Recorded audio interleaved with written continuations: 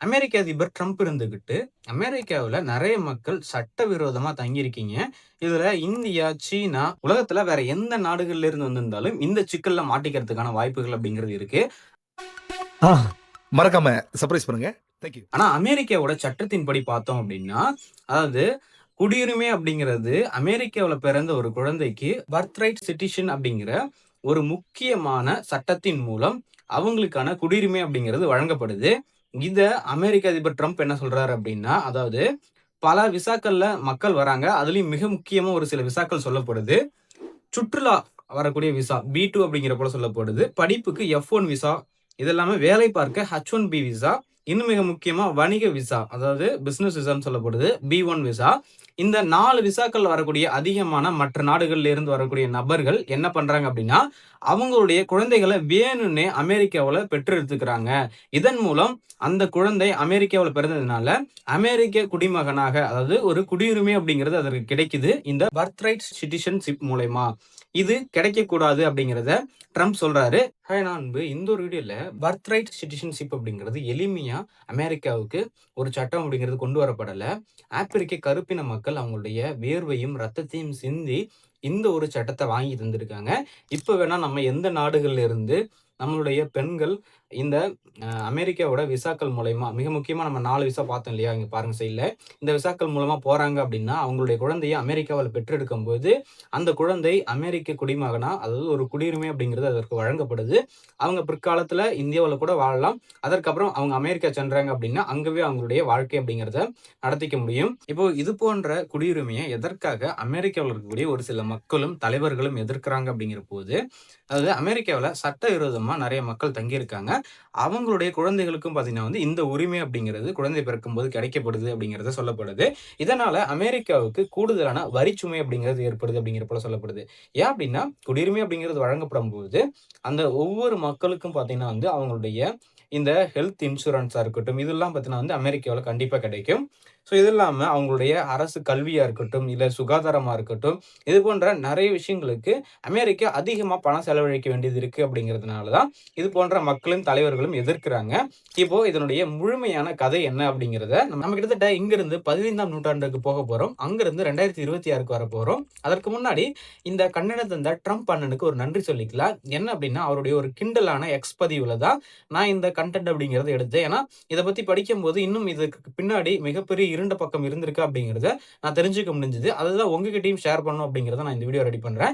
அப்படி அந்த எக்ஸ் பதிவு என்ன அப்படிங்கிறத சைட்ல ஸ்கிரீன்ல வைக்கிறேன். படிச்சு தெரிஞ்சுக்கோங்க. தமிழ்லயும் வைக்கிறேன். உங்களுக்கு புரிதல் கிடைக்கும்னு நினைக்கிறேன். இப்போ வாங்க நம்ம வீடியோக்குள்ள போயிடலாம். அதாவது பர்த் ரைட் சிட்டிசன்ஷிப் அப்படிங்கிறது எதற்காக வேணாம் அப்படிங்கிறத அமெரிக்கர்கள் சொல்றாங்க, இல்ல ஒரு சில தலைவர்கள் சொல்றாங்க அப்படிங்கிறத உங்களுக்கு முன்னாடி சொல்லியிருப்பேன். இருந்தாலும் சிம்பிளா சொல்லிடுறேன். அதாவது அமெரிக்காவுக்கு எக்ஸ்ட்ரா வரி சுமைகள் அப்படிங்கிறது ஏற்படுது.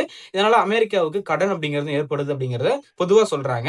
இந்த ஒரு பர்த் ரைட் சிட்டிசன்ஷிப் அப்படிங்கிறது அமெரிக்காவோட அரசியலமைப்பு சட்டத்துல இருக்கு. இதனால தான் பார்த்தீங்கன்னா அதிபர் ட்ரம்ப்பால கூட இத மாற்ற முடியல.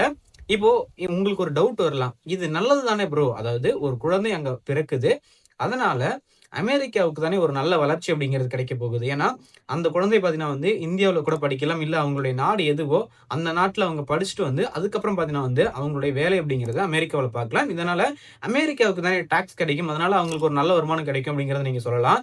இருந்தாலுமே இங்க தான் ட்விஸ்ட் இருக்கு. அந்த குழந்தை வளர்ந்து 21 வயது அடையும்போது, அவங்களால கிரீன் கார்டு அப்படிங்கிறது இந்த ஒரு பர்த் ரைட் சிட்டிசன்ஷிப் மூலியமா அவங்களால அப்ளை பண்ண முடியும். இதன் மூலம் பார்த்தீங்கன்னா அவங்களுடைய தாய், தந்தை அமெரிக்காவுக்கு வரலாம். அவங்க படிச்சிருந்தாங்க அப்படின்னா, அவங்களாலயும் வேலை பார்க்க முடியும். இதன் மூலம் பார்த்தீங்கன்னா அவங்களுடைய சம்பளம் மூலியமா அமெரிக்காவுக்கு டாக்ஸ் அப்படிங்கிறது கிடைக்கும். இந்த பையன் படிக்கிறாங்க, அப்படி இல்லன்னா வேலை பார்க்கிறாங்க அப்படிங்கும்போது, இதன் மூலம் பார்த்தீங்கன்னா அமெரிக்காவுக்கு நன்மை தான் இருக்கு. இதுல என்ன ப்ரோ அமெரிக்காவுக்கு நஷ்டம் இருக்க போகுது? வேலை பார்க்குறாங்க, டாக்ஸ் கட்டுறாங்க அப்படிங்கிறத நீங்க சொல்லலாம். ஆனா, இங்க அமெரிக்காவிலே பிறந்து வாழக்கூடிய மக்கள் என்ன சொல்றாங்க அப்படின்னா, எங்களுடைய வேலைவாய்ப்பு அப்படிங்கிறத இவங்க வெளிநாட்டில இருந்து குடியுரிமை பெற்று அவங்க வாங்கிக்கிறாங்க. எங்களுக்கு வேலை அப்படிங்கிறது கிடைக்க மாட்டுது அப்படிங்கிறத சொல்றாங்க. ஆனா இந்த இடத்துல நான் சின்னதா ஒண்ணு நான் பொதுவா சொல்றேன். இது எல்லாருக்கும் பொதுவானது தான். என்ன அப்படின்னா, இப்ப நம்ம நாடு நம்ம இருக்கோம் அப்படின்னா, நம்ம ஒரு அலட்சியமா இருப்போம். என்னடா இது இப்படி ம். பண்ணா நீ எப்படிடா நீங்க வேலை பார்க்கறாங்களா?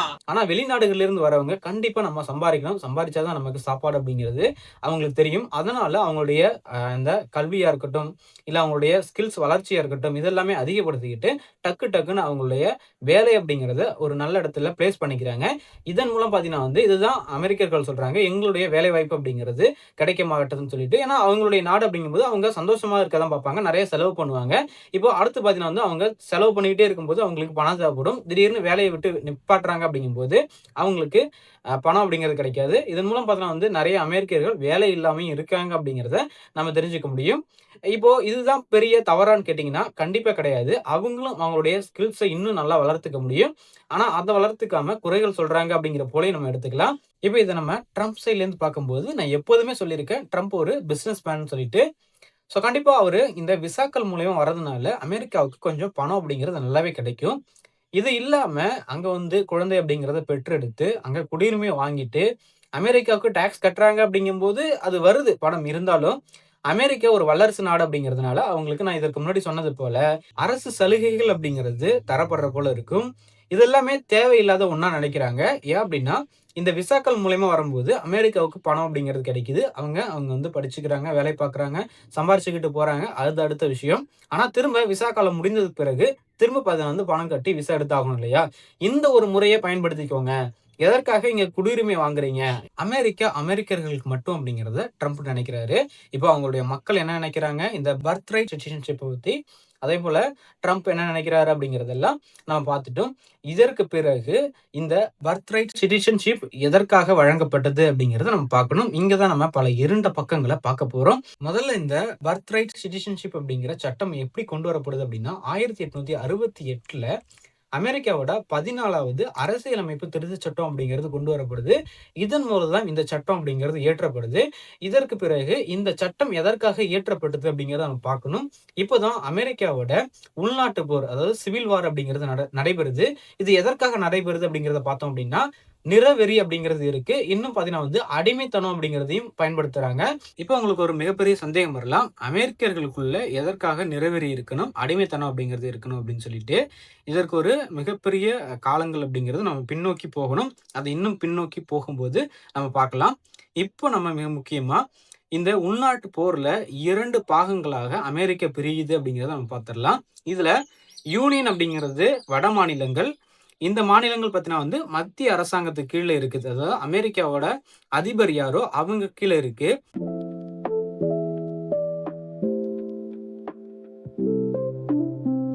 ஆனா, தென் மாநிலங்கள் 11 ஒன்றா சேர்ந்துக்கிட்டு, தனக்குன்னு ஒரு நாட உருவாக்க முயற்சி பண்றாங்க. ஏன் அப்டின்னா, வட மாநிலங்கள் இந்த அடிமைத்தனத்த ஆதரிக்கல. அத அவங்க நிறுத்த விரும்புறாங்க. ஆனா, தென் மாநிலங்கள் பார்த்தீங்கன்னா எங்களுக்கு இந்த அடிமைத்தனம் அப்படிங்கிறது வேணும் அப்படிங்கிறத சொல்றாங்க. இப்போ ஏன் வேணாங்கிறாங்க? எதற்கு இவங்க வேணும் அப்படிங்கிறாங்க? அப்படிங்கிறத நம்ம இப்ப தெளிவா பார்த்துடலாம். தென் மாநிலங்கள் பார்த்தீங்கன்னா விவசாயத்த அதிகமா நம்பி இருக்கக்கூடிய மாநிலங்கள். அதுல தான் அவங்க பொருளாதாரம் அப்படிங்கிறது ஈட்டுறாங்க. இங்க வட மாநிலங்கள்ல நல்ல ஒரு தொழிற்சாலைகள், வணிகம் அப்படிங்கிறது நல்லாவே சிறந்து இருக்கு. இதன் மூலம் அவங்களால நல்ல லாபம் அப்படிங்கிறது ஈட்ட முடியுது. ஆனா தென் மாநிலங்கள் முழுமையாக விவசாயத்த மட்டுமே நம்பி இருக்காங்க. இப்போ இங்க உங்களுக்கு ஒரு மிகப்பெரிய சந்தேகம் அப்படிங்கிறது இதுவரைக்குமே இருந்திருக்கும். இந்த ஒரு டாபிக் நம்ம பேச ஆரம்பிச்சதிலிருந்து. அது அமெரிக்கர்கள் அவங்களுடைய மக்கள அடிமைப்படுத்துனாங்களா அப்படிங்கிறது கிடையாது. இங்க தான் நிறவெறி அப்படிங்கிறது மாறப்போகுது டாபிக்ல. அதாவது இப்போ எங்க இருந்து அமெரிக்காவோட 15ஆம் நூற்றாண்டு காலத்துக்கு நம்ம போகலாம். அந்த டைம்ல நல்ல விவசாயம் அப்படிங்கிறது அமெரிக்காவுல நடைபெறுது. இதன் மூலம் பார்த்தீங்கன்னா வேலை பார்க்க அதிகமான ஆட்கள் அமெரிக்காவோட விவசாயிகளுக்கு தேவைப்படுது. இப்போ இவங்க என்ன பண்றாங்க அப்படின்னா, ஐரோப்பியாவோட ஒரு சில நாடுகள்லயும், ஆப்பிரிக்க கருப்பின மக்களையும் பார்த்தீங்கன்னா வேலைக்கு எடுக்குறாங்க. எப்படி அப்படின்னா, அவங்களுக்கு வேலை பார்க்கணும் அப்படிங்கிற ஒரு நம்பிக்கை இருக்கும். அதற்கான திறமை அவங்க கிட்ட இருக்கும். ஆனா, அமெரிக்காவுக்கு வரக்கூடிய செலவு அப்படிங்கிறது அவங்களால பார்க்க முடியாது. இப்போ இத எப்படி அமெரிக்காவோட விவசாயிகள் பயன்படுத்திக்கிறாங்க அப்படின்னா, அவங்கள வேலைக்கு இங்க கொண்டு வருவாங்க. அதாவது அமெரிக்காவுக்கு கொண்டு வருவாங்க. ஆனா, அங்க கொண்டு வரதுக்கான செலவு இருக்கு இல்லையா? கப்பல் மூலியமா கொண்டு வருவாங்க. அதற்காக கிட்டத்தட்ட 4ல இருந்து 7 வருடம் பார்த்தீங்கன்னா இந்த அமெரிக்காவோட விவசாயிகளுக்கு வேலை பார்க்கணும். இப்போ இந்த வேலை பார்க்கக்கூடிய டைம்ல அவங்களுக்கு உணவா இருக்கட்டும், உடையா இருக்கட்டும், தங்கக்கூடிய இடமா இருக்கட்டும், இதெல்லாம் பார்த்தீங்கன்னா அமெரிக்காவோட விவசாயிகள் குடுத்துருவாங்க. இப்ப இன்னும் மிகப்பெரிய சந்தேகம் உங்களுக்கு வரலாம். உண்ண உணவு தராங்க, உடுத்த உடை, தங்க இடம். ஆனா பணம் தருவாங்களான்னு கேட்டீங்கன்னா கிடையாது. இவங்க ஒரு ஒப்பந்தத்தின் மூலமா தான் வருவாங்க. இப்படி வரக்கூடிய ஐரோப்பியர்களா இருக்கட்டும், இல்ல ஆப்பிரிக்க கருப்பின மக்களா இருக்கட்டும், 4ல இருந்து 7 வருடம் பார்த்தீங்கன்னா வந்து கடுமையா அமெரிக்காவுடைய விவசாயிகளுக்கு வேலை பார்ப்பாங்க. ஆனா இந்த டைம்ல பார்த்தீங்கன்னா வந்து கொடுமைகள் எதுவும் இருக்காது. அதாவது வேலைகள் பார்க்க சொல்லி ரொம்ப தொந்தரவு அப்படிங்கிறது பண்ண மாட்டாங்க. ஆனா இவங்களே கடுமையா வேலை பார்ப்பாங்க. இப்போ இதற்கு சம்பளம் அப்படிங்கிறது கிடையாது. ஆனா என்ன ஆஃபர் கிடைக்கும் அப்படின்னா, இதன் மூலம் வேலை பார்க்கக்கூடியவங்களுக்கு 4லிருந்து 7 ஆண்டுகள் வேலை பார்த்தா அமெரிக்காவுல, அவங்களுக்கு சுதந்திரம் அப்படிங்கிறது கிடைக்கும். அவங்க அதற்கு பிறகு இவங்களுக்கு கீழ தான் வேலை பார்க்கணும் அப்படிங்கிறது கிடையாது. ஒரு அடிமை போல இருக்கணும் அப்படிங்கிறது கிடையாது. அவங்க யார்கிட்ட வேணா வேலை பார்க்கலாம். அவங்க நிலம் வாங்கலாம். அவங்க சம்பாரிச்ச காச வச்சு. இல்ல வந்து அவங்க ஒரு குடும்பம் அமைக்கணும்னு நெனச்சாலும் அவங்களால அமைக்க முடியும். இது போலலாம் பண்ணலாம். ஆனா, அடுத்தபடியே 16ஆம் நூற்றாண்டிலிருந்து 18ஆம் நூற்றாண்டு வரையும் பார்த்தோம்னா, கொடுமைகள் அப்படிங்கிறது நடக்க ஆரம்பிக்குது. வேலை பார்க்க வரக்கூடிய நபர்களுக்கு. ஆனா, இப்போ ஒப்பந்தத்தின் மூலமா வேலை பார்க்க வராங்கன்னு கேட்டீங்கன்னா, அப்படிதான் கிடையாது. எப்படி வராங்க அப்படின்னா, ஆப்பிரிக்காவிலிருந்து அங்க இருக்கக்கூடிய அரசர்களா இருக்கட்டும், இல்ல ஒரு சில வியாபாரிகளா இருக்கட்டும், அவங்க அவங்களுடைய மக்களையே பிடிச்சு இந்த ஐரோப்பியர்களுக்கு விக்கிறாங்க. அவங்க கப்பல் மூலியமா பார்த்தீங்கன்னா வந்து அமெரிக்கர்கள்ட்ட கொண்டு வந்து விக்கிறாங்க. எப்படி? ஒப்பந்தத்தின் மூலம் கிடையாது. அடிமைகளா. இப்ப அடிமைகள் அப்படிங்கிறதுனால, இந்த தென் மாநிலங்கள்ல இருக்கவங்க ரொம்பவும் பார்த்தீங்கன்னா வந்து அவங்கள தொந்தரவுக்கு உள்ளாக்குறாங்க. கடுமையா கிட்டத்தட்ட 12ல 16 மணி நேரத்துக்கு மேலயும் வேலை வாங்குறாங்க. தொந்தரவு அப்படின்னா எப்படி இருக்கும் அப்படின்னா, இந்த வேலை பார்க்குறவங்கள சீக்கிரமா வேலை பாருங்க, இல்ல திட்டுறது இது போல இருக்காது. சங்கிலியால கட்டப்படுவாங்களாம். அதேபோல சவுக்கியாலயும் அடிக்கப்படுவாங்களாம். இன்னும் மிக முக்கியமா தப்பிக்க ஏதும் முயற்சி பண்ணா கடுமையான தண்டனை அப்படிங்கிறது வழங்கப்படுமாம். அடுத்து இவங்க இது போல பிரச்சனைகள் அப்படிங்கிறது பண்ணிட்டு இருக்காங்க அப்படிங்கிறத உணர்ந்தாங்க அப்படின்னா, அவங்க குடும்பத்த விட்டு பிரிச்சு வச்சுருவாங்களாம். பிரிச்சு வைக்கிறது எப்படின்னா, அதாவது அவங்கள மற்ற விவசாயிகள்ட்ட வித்துருவாங்களாம். அவங்க வேற இடத்துக்கு போயிருவாங்களாம். இது போல மிக கடுமையான தண்டனைகள் அப்படிங்கிறது இருந்திருக்கு. நல்லா புரிஞ்சுக்கோங்க. இந்த 15ஆம் நூற்றாண்டு காலத்துல பிற்பகுதியில நம்ம எடுத்துக்கலாம். ஒப்பந்தத்தின் மூலமா வேலைக்கு வராங்க. அவங்களுக்கு ஒரு நல்ல வாழ்க்கை அப்படிங்கிறது அந்த ஒப்பந்தம் முடிந்ததுக்கு அப்புறம் இருக்கு. ஆனா இங்க அடிமைகளாக விற்கப்பட்டு பல கொடுமைகள சந்திக்க நேரிட்டது. இதற்கு பிறகு தான் வடமாநிலங்கள்ல இருந்தவங்க என்ன பண்ணாங்க அப்படின்னா, கண்டிப்பா இவங்களுக்கு எதிரான இந்த அடிமைத்தனத்த நம்ம ஒழித்தே ஆகணும் அப்படிங்கிற முடிவுகள எடுக்குறாங்க. இது பரவலாக பரவ ஆரம்பிக்குது. இது எப்படி ஆரம்பிக்குது அப்படிங்கிறதுக்கான ஒரு தொடக்கத்த நம்ம பார்க்கணும் இல்லையா? அதற்கு நம்ம இந்த அமெரிக்காவோட குடியுரிமை எப்போ வந்தது? அமெரிக்கா எப்போ ஒரு நாடாக மாறுனுச்சு அப்படிங்கிறத நம்ம தெரிஞ்சுக்கணும். அதற்கு மிக முக்கியமா இந்த 1600லேருந்து 1800கள்ல பார்த்தீங்கன்னா, அமெரிக்காவோட குடியுரிமை சட்டம் அப்படிங்கிறது எதுவுமே கிடையாது. ஓகேங்களா? அதற்கப்புறம் பார்த்தீங்கன்னா வந்து 1600லேருந்து 1776 வரைக்கும் பார்த்தீங்கன்னா வந்து கிட்டத்தட்ட அமெரிக்கா ஒரு நாடாவே இல்ல. ஓகேங்களா? இப்ப அடுத்து பார்த்தீங்கன்னா வந்து அமெரிக்கா 1776ல ஒரு சுதந்திர நாடா மாறுது. ஓகேங்களா? இதற்கு முன்னாடி எப்படி இருந்துச்சு அப்படின்னா, அதாவது இந்த 1600லேருந்து 1776 காலங்கள்ல ஆங்கிலேயர்களுடைய காலனிகளாக இருந்துச்சு. இப்ப உங்களுக்கு புரியும்னு நெனைக்கிறேன். அடுத்து இப்ப 1787லிருந்து 1789 வரைக்கும் அமெரிக்காவோட இந்த அரசியல் அமைப்பு சட்டம் அப்படிங்கிறது அமலுக்கு வருது. ஆனா இப்பவும் அமெரிக்காவுடைய குடியுரிமை சட்டம் அப்படிங்கிறது சரியா இல்ல. தெளிவான விளக்கம் அப்படிங்கிறது கிடைக்கல. இதற்கு பிறகு 1790ல குடியுரிமை சட்டம் அப்படிங்கிறது வழங்கப்படுது. இந்த சட்டம் வந்ததுக்கு அப்புறம் மிக முக்கியமா அந்த காலத்துல இருந்த வெள்ளையர்களுக்கு மட்டும் தான் மிக முக்கியமான குடியுரிமை சட்டம் அப்படிங்கிறது வழங்கப்படுது. இவங்கள்லயே பார்த்தீங்கன்னா வந்து பெரிய பணக்காரங்களா இருக்கட்டும், இல்ல வந்து அவங்க கிட்ட இந்த குறிப்பிட்ட நிலங்கள் இருக்கு. ஒரு குறிப்பிட்ட ஆண்டு இங்க இருந்ததற்கான ஒரு உரிமம் இருக்கு அப்படிங்கும்போது, அவங்களுக்கு தான் அந்த சட்டத்தின் மூலமாக குடியுரிமை அப்படிங்கிறது வழங்கப்பட்டது. பிற யாருக்குமே பார்த்தீங்கன்னா வந்து சட்டம் அப்படிங்கிறது செல்லுபடி ஆகாது. அவங்களுக்கு பார்த்தீங்கன்னா வந்து குடியுரிமை அப்படிங்கிறது வழங்கப்படல. ஏன்னா, இப்ப இருக்கக்கூடிய இந்த சட்டத்தின்படி பார்த்தீங்கன்னா வந்து, அமெரிக்காவுல ஒரு குழந்தை பிறக்குது அப்படின்னாவே, அதற்கு பார்த்தீங்கன்னா வந்து குடியுரிமை சட்டம் அப்படிங்கிறது வழங்கப்படுது இல்லையா? ஆனா, அப்ப பார்த்தீங்கன்னா வந்து அது போன்றது கிடையாது. 1865 வரைக்கும் இந்த ஒரு போராட்டம் அப்படிங்கிறது நடைபெறுது. இந்த இடைப்பட்ட காலங்கள்ல தான் இந்த அமெரிக்காவோட உள்நாட்டு போர் அப்படிங்கிறது நடைபெறுது. அதையும் நம்ம பின்னாடி பார்க்கலாம். இந்த குடியுரிமை சட்டம் அப்படிங்கிறது வெள்ளையர்களுக்கு மட்டும் சாதகமா இருந்ததுனால தான், இதற்கு பிறகு தான் இந்த நிறவெறி அப்படிங்கிறது அமெரிக்காவுல வர ஆரம்பிக்குது.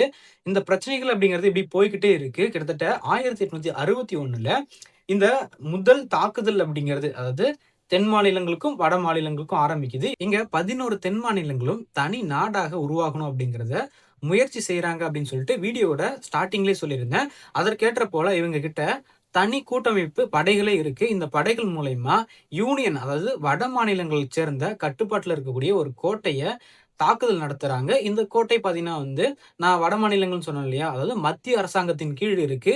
நம்ம இதற்கு முன்னாடியே உங்களுக்கு ஒரு உதாரணம் குடுத்திருந்தேன். இத நீங்க தெளிவா புரிஞ்சுக்கணும் அப்டின்னா, அதாவது நம்ம இந்தியாவ வட இந்தியா, தென்னிந்தியான்னு எடுத்துக்கலாம். இதுல நம்ம தெற்கு பகுதியில இருக்கோம் இல்லையா? நம்ம தமிழ்நாடு, கர்நாடகா நம்மலாம் சேர்ந்துகிட்டு, இந்த வட மாநிலத்துடைய கட்டுப்பாட்டுல இருக்கக்கூடிய ஒரு கோட்டைய தாக்குறோம்னு வைங்களேன். இதுதான் கான்செப்ட். புரியும்னு நெனைக்கிறேன் உங்களுக்கு. அதாவது இன்னும் புரிதல் கிடைக்கணும் அப்டின்னா, இப்ப அதிபர் ட்ரம்ப் இருக்காரு இல்லையா?